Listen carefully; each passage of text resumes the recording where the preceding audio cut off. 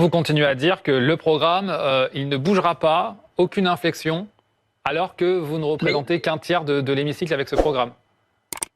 Mais en fait, est-ce que vous posiez la même question à Emmanuel Macron quand il a été élu, à chaque fois en faisant barrage au Rassemblement national, donc avec une légitimité démocratique qui peut être encore davantage interrogée? Nous sommes conscients que nous n'avons pas de majorité absolue. Pour autant, nous avons un contrat moral et éthique. Si ça peut encore exister en politique, je l'espère, c'est de dire aux électeurs, nous avons un programme, c'est sur ce programme que vous votez, au-delà des personnes. Et il se trouve qu'une majorité, certes relative, a voté pour le nouveau Front populaire et son programme. Donc, Alors, désolé d'essayer, en fait, de ne pas trahir les choses qu'on a dit aux électeurs et aux électrices. Ça me semble, en fait, être... enfin, en tout cas, moi, je fais de la politique pour ça. C'est pour avoir un minimum d'honnêteté vis-à-vis de celles et ceux qui sont appelés aux urnes. Je crois, c'est que, et encore une fois, on l'a rappelé à plusieurs reprises, c'est que personne, et je le redis, personne n'a gagné ces élections législatives.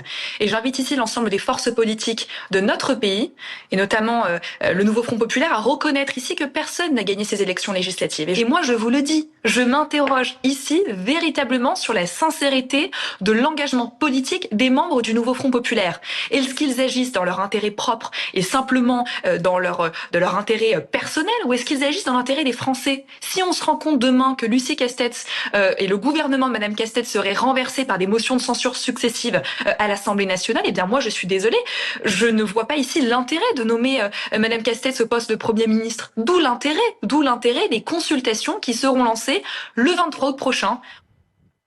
Mais en fait, moi je suis assez stupéfait par les teneurs de la discussion. On a l'impression qu'en fait il faudrait préserver le petit confort de la Macronie qui s'est pris une claque électorale et trouver une sorte de modus vivendi pour que le président puisse continuer la politique comme avant.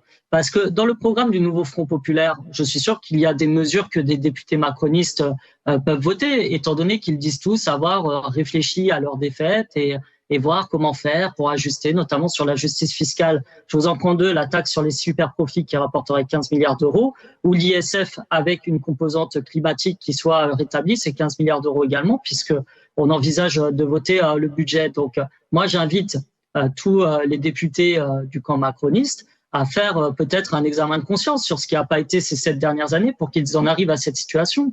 Mais nous, on ne fait pas de la politique pour préserver un petit confort politicien de M. Macron et des siens. On fait de la politique pour essayer de changer concrètement la vie des gens, donc avec un programme qui en découle.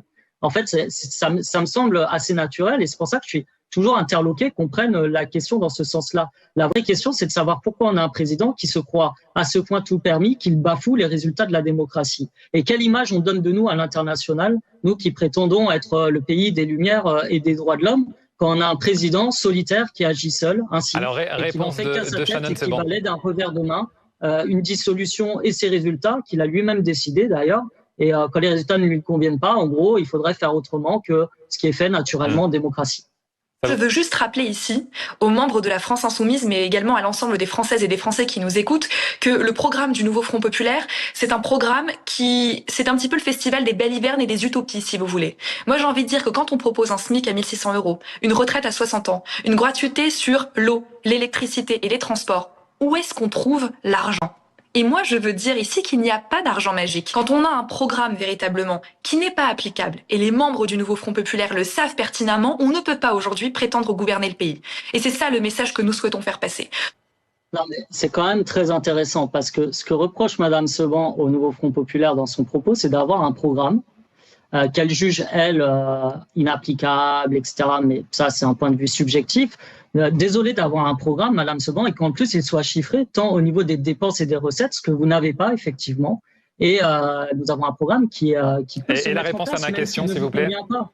Et juste dire aussi ce qui est signifiant, c'est de dire que vous ne voulez pas de la retraite à 60 ans, je suis qu'à 1 600 €. Et c'est pour ça que là, on a une vraie différence d'honnêteté vis-à-vis des électeurs. Nous, on veut la retraite à 60 ans et on veut le SMIC à 1 600 €. Et on n'est pas prêt à refaire de la Macronie pour 3 ans, alors que les électeurs ont choisi un autre chemin. Il faut accepter les voies de la démocratie.